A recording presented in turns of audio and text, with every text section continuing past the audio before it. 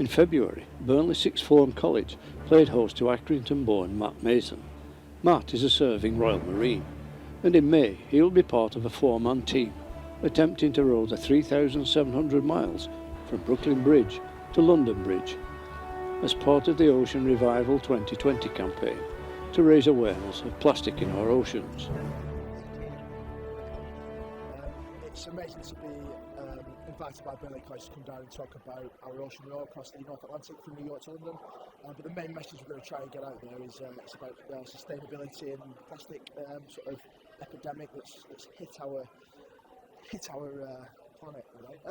So the actual North Atlantic Ocean row has been attempted, but nobody's attempted to row from New York to London completely unsupported. So we aim to be the first team in the history of humankind to do it. Yeah, so there's four of us rowing. We're going to be rowing 2 hours on, 2 hours off for about 70 days. Bad weather could be up to 100. Good weather, maybe 60.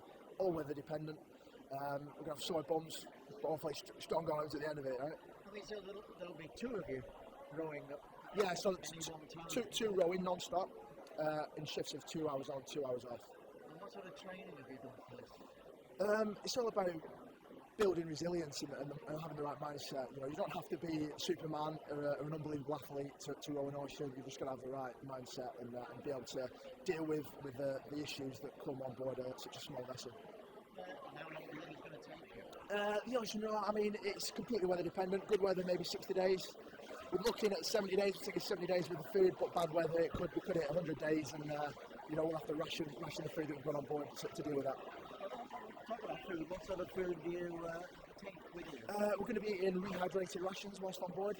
So it's military grade rehydrated rations. So what we do is we've got a water maker on board, suck water from the ocean, create drinking water, and then boil it up, put it in a bag. Meanwhile, the students of the college are trying their hand at rowing, not over 3,700 miles, but 300 metres on a rowing machine against the clock.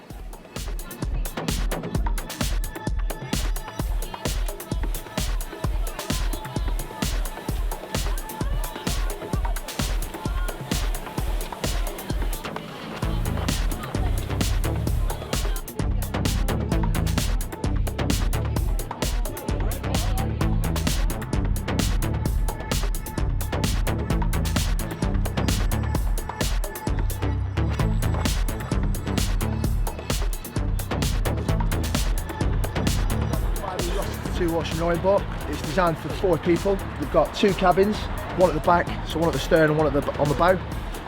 2 will be rowing, 2 will be resting, 2 hours on, 2 hours off. On your 2 hours off, 1 will be in the back and 1 will be in the front. So we've got a number of systems on board. We've got chart plotters, VHF, we've got an autopilot, so you can we just put in a lat and long, so a directional waypoint, and then the boat will steer us to it. All things going well. If that goes wrong and if that breaks, then we can steer manually using pulleys. We've got Matt Mason in here today to come and speak to you about a challenge he's going to be doing from New York over to London, where they're going to be rowing 3,700 miles, is it? Metres. We did that this morning. All right, and basically he's going to be doing it with 3 other Marines to look at the plight that we have with pollution, and well, I'm going to let Matt talk to you about that. So, Matt Mason. Cheers, thanks a lot. I'm Matt. I'm here today. It's an absolute privilege to come and speak to you today for about half an hour. I'm a serving Royal Marine, been in for around about 12 years. Halfway through my career. It's been a fantastic career. I'm going to talk to you a little bit about the Marines, just only going to touch on it. It's not a recruitment drive whatsoever. I'm going to talk to you a little bit about an expedition I've just set up that was setting off in May. And I'm going to talk a little bit about plastic pollution and just maybe get you thinking a little bit about how you use what you're using and what you're doing within your own lives and your own lifestyles, and how you potentially can change it to affect positive change within our environment. Right, so straight in, I've got to press it on here because of the Gucci IT. Oh, wrong one.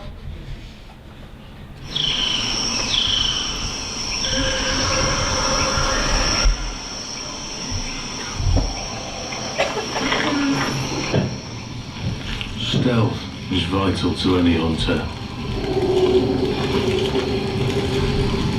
The decisive move must be delayed until the last possible moment. Whatever the urge to break cover, it must be ignored. No sounds. No sudden movements. Just relentless focus. You can be more than you ever thought possible. All the Royal Marine does is change what they think is possible. Right, so that was our latest recruitment video. Obviously, perfect demographic to talk to you about the Corps. Young, motivated people up for a challenge, potentially, hopefully. Perfect for joining up in the current climate. So, what are the Royal Marines? We are the UK's go-to rapid reaction force. That means there's Royal Marines on standby 24 hours a day, 7 days a week, throughout the entire year, all right? We're on standby to deploy anywhere in the world, any environment, to deal with any situation within 48 hours. All right, when I talk about any environment, it literally is any environment, whether it's the Arctic, desert, jungle, mountainous, amphibious, you name it, we go there, all right? And again, to deal with any situation, whether it's war fighting, we don't like doing that, something that we're not about, well, we are about it, but we don't like doing it, mainly, so it's war fighting, counterinsurgency, and more recently, sort of disaster relief, getting out to the Caribbean and helping people that actually need help, the help of the British government. Great opportunities in the Corps. You've got a varied career. I've been in 12 years now. I've done 3 tours of Afghanistan, counter-piracy operations in the Middle East and Africa. I've travelled around the whole of Africa, training different forces, over to North America, up into the Arctic, 200-300 miles into the Arctic for months on end. You know, there's a lot to do. It's very varied, it's very exciting. And actually, it's something that you're going to remember for the rest of your lives. So if you find yourself at the end of college potentially thinking that you want a bit more, maybe the Royal Marines is for you, especially if you want to do something within your life that you're potentially going to remember and actually use.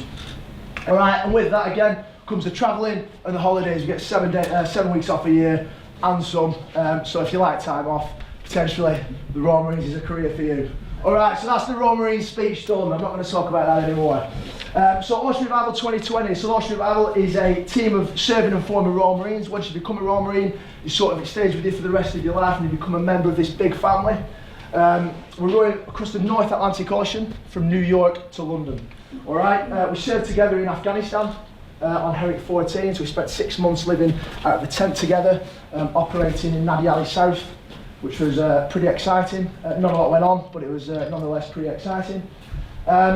And we set this expedition up to raise awareness for injured Royal Marines and also plastic pollution that we're planning, because it is, well, it's in the media at the minute and we're going to touch on that later on. Alright, so the details of our North Atlantic Ocean road. So it's a route nobody's ever attempted. It's New York to London. It's, just look at a map, it's absolutely massive. It's 3,700 miles. Nobody's ever attempted to row unsupported from New York to London. People have rowed across the North Atlantic, but generally finish in the Isles of Scilly or at Southampton. They don't like travelling up the channel because actually out of the expanse of the ocean and this crossing in particular, the English Channel is probably going to be the most dangerous part of our ocean road, and I'll touch on that later on. Okay, we're going to be spending between 60 to 100 days at sea, rowing for 2 hours on, 2 hours off. So who outside did the rowing challenge a minute ago? Yeah? So just imagine doing that for 2 hours, then having 2 hours off, then doing it for another 2 hours off for 70 days. So that's the plan. Good weather, we'll get across potentially in around about 60 days. Bad weather, which is more realistic, we're going to probably be pushing around the 80-day mark, but 100 days isn't absolutely not out of the question. We're going to be taking around about 70 days with food. So if we do hit bad weather and we are held up, then we're going to have to start rationing that. So we've already got a 3,000 calorie deficit. We're going to be burning around about 8,000 calories whilst we're rowing. We're only taking 5,000 calories per man per day. So the minute we start extending past the 70-day mark, we're going to lose quite a lot of weight. For ocean storms, it's the North Atlantic, quite renowned for low pressure systems and big swells. So we'll be fighting pretty hefty waves, potentially sort of average, probably 2 or 3 stories. And it's a route that sank the Titanic with icebergs. I mean, all jokes aside, icebergs are a real threat. What happens is, obviously, the sea ice melts in the north as the weather gets warmer, breaks off, and then floats down, especially sort of around to the New York area, well, sort of that latitude. Okay, and the route we're doing is actually taking 6 lives, so in the grand scheme of ocean rowing, when you look at all the statistics from all the oceans, the North Atlantic is the one that's the big hitter and most dangerous. World record, we're going to be trying to attempt to become the first ever to roll that route, and because of the currents that we're going to see, and I'll talk about that in a minute, potentially going to get the fastest 24 hours as well. So that's the boat's outside. Potentially on the back of this little talk, we're going to go out and have a look at it, and you can ask me any questions you like. Okay, so this is the route, New York and London. All right, massive expense, 3,700 miles, and the plan is, New York's just around about here. We're going to jump out, we're going to head east straight off, and we're going to jump on this massive Gulf Stream current. It's basically, everyone's seen Finding Nemo. Obviously, it jumps on the current to head to Australia. Obviously, we're not going to Australia, but we'd be pretty lost if we ended up in Australia. But we're going to jump on a similar current, and that's going to take us straight across at around about 3 to 4 knots. So, not rowing, hopefully, fingers crossed, if we get the right current in the right spot, we'll be travelling at around about 3 knots. So, add rowing into that, maybe add a storm behind us, throwing us across. There's potentially doing 6 or 7 knots in a rowing boat, which is absolutely phenomenally fast. If we're doing that, chances are we're going to smash the furthest road in 24 hours, on top of actually getting to New York.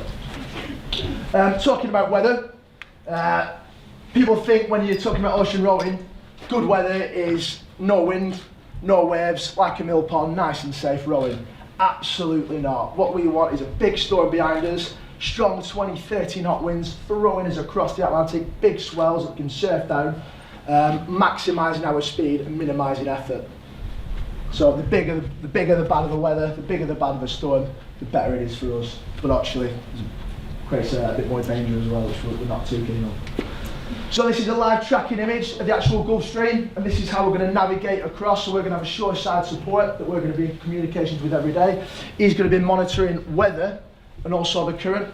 He's going to have our position, and he's going to overlay that with all this data and work out exactly where we are.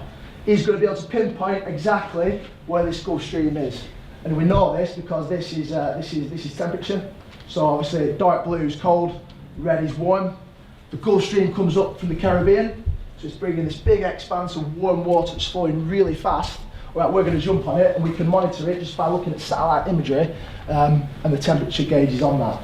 So hopefully we'll be smack bang in the middle of this, following it all the way across. Obviously, the further north it gets, the cooler, the more energy it's losing, the cooler it gets. What we've got to be wary of, actually, when we're rowing, are these things here. So these are eddies.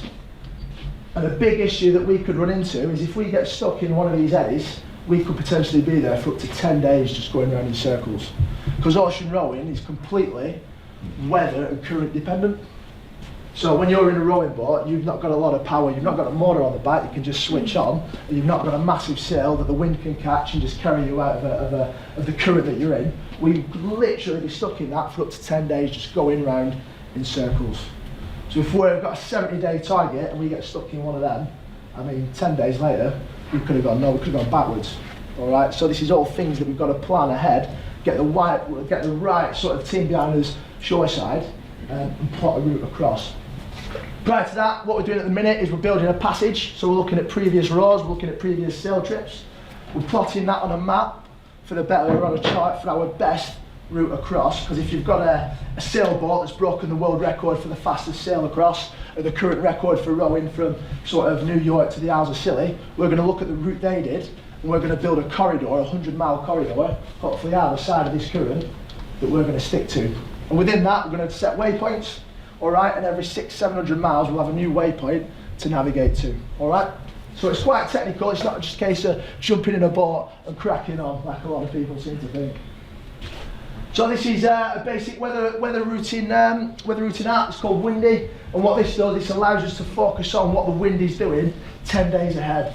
Obviously, the closer it is, if it's 1 or 2 days ahead, it's going to be far more accurate. and that'll tell us exactly what weather systems are coming our way, what way is the wind blowing, and we can then set our course to best maximise speed and efficiency. So this is the team. You've got Ian, Joel, myself and Don. Won't touch too much on that. We've got Romney, right, so the charities we're doing it for is Romney's charity and Plastic Oceans UK, alright? We're going to talk about Plastic Oceans now. In fact, we're not, sorry, I forgot about this. So in the build-up to setting ourselves this challenge, we're going to try and raise around about £50,000 for our charities. We're currently at about 45,000, and as well as that, we want to build a mindset within the team so that we're ready for, come May, that we're ready for it, our bodies are ready for it, and we've built up a sort of mental resilience that you'd expect an ocean rower to have. So in the build-up, we've done a Royal Marines 30-mile commando test. We took 25 civilians across Dartmoor, ran 30 miles in 8 hours, raised £10,000 doing that. We did the 3 peaks. Well, we did the first peak of the 3 peaks. We got to the top of this mountain here, Mount Snowdon, and then one of our competitors, one of the guys that was with us, decided to have a major heart attack 200 metres from the summit. So what was a challenge, a fun challenge, turned into a life or death situation. Through good planning, we managed to extract that casualty off the mountain, and within 3 hours he was in surgery having stents put in, and sadly we had to cancel that, but we still raised £4,000, which was all right. Back to back, we swam all the lakes in the Lake District. It took about 48 hours, and we swam around about 66 kilometres as a team. Swimming Coniston at 2 o'clock in the morning. It was quite daunting, but a great experience. And to top it off, we swam across the English Channel. We did 21 miles in June in 14-degree water without a wetsuit. We set off at 1 o'clock in the morning and finished in France just after 5. Again, raising over £40,000 for Plastic Oceans. And that's the Straits of Dover there, 21 miles. Right, so Plastic Oceans. I remember the first time I saw a blue whale. Oh, look! Wow! I've followed them since childhood. Where do you think it's from? Is it from a ship? I could see plastic everywhere. We were in what we thought was a relatively pristine environment. I started to wonder what was happening in oceans elsewhere on the planet.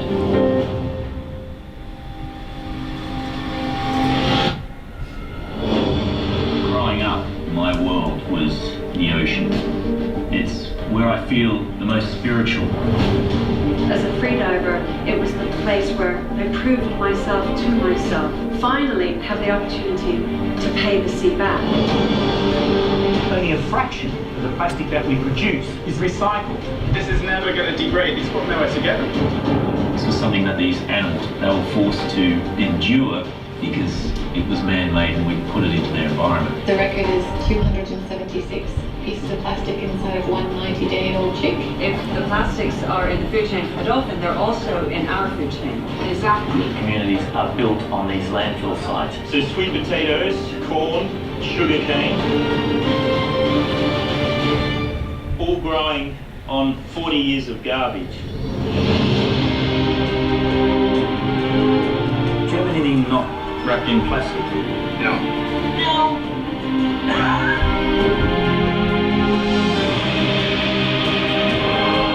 We have to make our life better for our kids' children.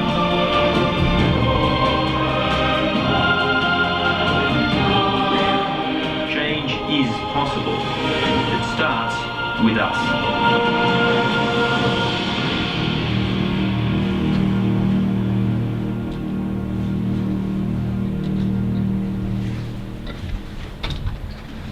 Alright, so that's a video that our sponsors, Plastic Oceans, not sponsors, charity Plastic Oceans made. So it was founded in 2009 as Plastic Oceans by Jo Ruxton. She was a producer of Blue Planet, and she made a film. The first 7 years was spent making a film, which you've just seen a trailer for, a Plastic Ocean. The main focus of Plastic Oceans is to educate and also change policy through science, and then create a more sustainable sort of outlook for people to follow, and potentially change governments to create more sustainable policies within the sort of world we live. So, importance of our oceans. 70%, 71% of our Earth's surface is covered by our oceans. I mean, that is absolutely massive. All right? 94% of the Earth's living species live within our oceans. 94% of every species on our planet live in our oceans. Huge, hugely important. 2.6 billion people depend on their oceans directly. Everybody, and we'll touch on that in a minute, I mean, without our oceans and what it produces, we wouldn't be here today. The whole terrestrial sort of ecosystem will collapse without our oceans. Right? It is insanely important, but hugely overlooked, because actually we live on the land and the sea is just the sea. We're not really bothered about what's in it. We know more about space than we know about our oceans. Between 70 and 80% of all the oxygen that is produced, that we breathe, is produced by our oceans. It's not the Amazon, you know, it's not the forest in Australia, it's our oceans. So we've actually got to treat it with a bit of respect. So what is plastic? I'm probably teaching you to suck eggs here, okay? It is a synthetic substance made out of fossil fuels. It's really light, it's really versatile. And back in the day when it first came about, it was amazing. It was incredible, it's an incredible substance. It's created the world we live in today, without a doubt. Everything that you're wearing now has got plastic in it. Everything you use probably has got plastic in it. It has something to do with plastic. It's really cheap. It created consumerism, the world that we live in. It drives economies. Plastic is hugely important at the minute, all right? But the problem is it lasts between 450 and 1,000 years that we know of, all right? There's been no real studies into it because no one's lived that long to sort of study it. But 450 to 1,000 years. So that bottle that you spend 10 minutes drinking out of and throw it away, that's going to be around for up to 1,000 years. All right, it's crazy, isn't it, when you think about it? We now produce 330 million tonnes of plastic per year, of which 151 million tonnes of is single use. So you will use it once for potentially 10 seconds if you're opening a packet of crisps and scoffing them down your face. All right, crackers. So let's look at actually a bit of weight. Talking about tons, right? So how much do you think this bag is full of single-use plastic? How much do you think that weighs? Someone shout a number out. Go on, shout a number. 50 grams. 50 grams? Out of a kilo. About a kilo, about 2 kilos, about 2 kilograms. Right, so that bag weighs 2 kilograms. So how many bags in 1 tonne? If this bag weighs 2 kilograms, 1,000 kilograms in a tonne, 500 of these bags equals 1 tonne of plastic. 500 bags equals 1 tonne of plastic. 8 million tonnes end up in our oceans. That means plastic bags, just like that, 4 billion bags, just like that, plastic that will not degrade for 1,000 years, is getting dumped every single year in our oceans. Mental. Plastic bottles. Anyone got a plastic bottle in the room? No one's going to put it up here. Yeah, alright, okay. I'd say hold them up, but nobody will. How many plastic bottles are produced every single second? Every second, how many plastic bottles? Somebody throw out a number. 2 million. 2 million, not quite. 20,000. 20,000 plastic bottles are produced every second. Alright, you drink this, you throw it away. You throw it away, probably throw it on the street, alright? 20,000 a second. Alright? How many plastic bottles were bought in 2016? 480 billion plastic bottles were bought in 2016. 20,000 are produced a second. 480, I mean, you can't even comprehend that number. It is that massive. All right? Crazy. You drink it, you throw it, you forget about it. All right? How do we deal with this? You know, why is this all ended up in our oceans? Poor waste management. So countries such as China, Malaysia, places where we ship all our crap to, all right, don't get rid of it properly. We're not getting rid of it properly. We're just sending our problems elsewhere. We're sending it to third world countries, to the global south, that are paying for it, that we're paying them to take it, so that's increasing their economy. Crazy. Consumption, consumerism. All right, everything you buy has got plastic in it. Single-use plastic, go to a supermarket, you can't walk down an aisle without hitting single-use plastic. Plastic enters our rivers, again, through poor waste management. And then microplastics, this is the biggest issue that is hitting us. What it is these single-use plastic, 151 millions produced every single year. And I mean, you work out how much that weighs, I mean, it's absolutely nothing. So 480 billion is obviously within that total. Break down within our oceans. Fish think the fish eggs are food, start scanning it. Everybody in this room has got around about 4 to 6 grams of plastic in the system right now, from the food that you've eaten, that has gone in our food chain, all down to microplastic. Probably not. Smart ass. Alright, so the effects, as you can see, entanglement, so fish nets that don't biodegrade, animals get, fishes and turtles, whales, you name it, they get entangled. Ingestion, we're ingesting it, fish are ingesting it. Chemical effects, there's sort of the chemical equilibrium of our oceans, our rivers are changing because of the amount of plastic that are in them. That's again causing sort of small ecosystems, sort of minute ecosystems within our oceans to collapse. They collapse, they're the foundation of the main ecosystem, if you like. As soon as they start collapsing, it's just a domino effect, and it's just going to get worse and worse and worse. And obviously, that's going to affect human health ultimately, because that's what humans realistically are really bothered about. So solutions, I mean, removal, you think removing plastic, you think that's feasible? Removing 480 billion tonnes of plastic bottles alone out of the system, is that even feasible? It's not. It's not. So when you hear people talking about removing this sort of issue out of the environment as a whole, it's just not feasible. So ocean cleanup, things like that you see, quite big in the news. Is it really going to have an effect? Probably not, realistically. You know, again, just media positive, trying to keep humans happy about what they're doing. The biggest one is prevention.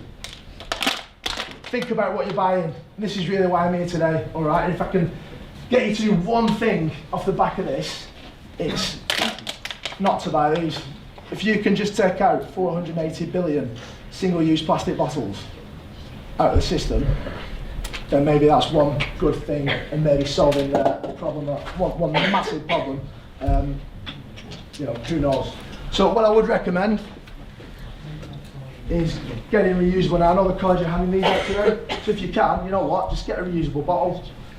If you're going to use water, don't buy plastic bottles, don't buy bottled water, just refill it, all right? There was a study about Evian water, and water, you know, all the water companies that are producing it, great marketing ads, making you feel like it's ridiculously healthy. And they compared tap water to, I think, 4 or 5 different brands of bottled water. Tap water had more minerals in it than all of them. So actually tap water is probably more healthy for you, okay? And actually, we need to change legislation. And I think that, you know, asking people to change their habits is really, really hard. What we need is strong leadership from the top, just to say, you know what, this is absolutely ridiculous. Let's change policy, and let's create some legislation to basically ban plastic. I know Theresa May, when she was in power, I think it's 2042, the aim to eradicate single-use plastic. I mean, I've not even done the maths on that, but you know, what is it, 151 billion tonnes of plastic, million tonnes enter our oceans a year, 8 million tonnes enter our oceans per year. Do the maths, it's still going to be millions and millions of tonnes entering our oceans and creating havoc within our marine environment. Alright, so if you want any more information, just look at plasticoceans.co.uk and you'll get all the information you want from that. Right, so thanks for listening. Don't buy plastic bottles, alright, and get out and jump on that rowing machine if you've not done so yet. Cheers. The notorious North Atlantic crossing has been attempted 72 times. Only 29 have been successful.